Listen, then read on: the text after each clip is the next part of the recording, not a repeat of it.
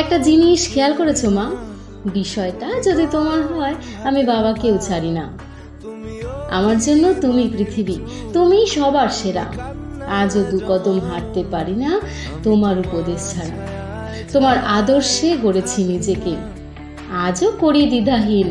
প্রার্থনা করি সেই আদর্শে যেন বেঁচে থাকি চিরদিন।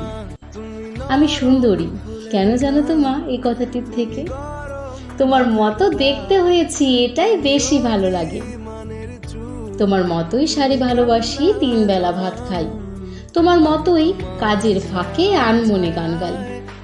গ্যাস কমিয়ে মাংস কষাই, তবু তোমার মতো হয় না। কেন জানো তো মা? তোমার হাতে রান্নার সেই গন্ধটা পাওয়া যায় না।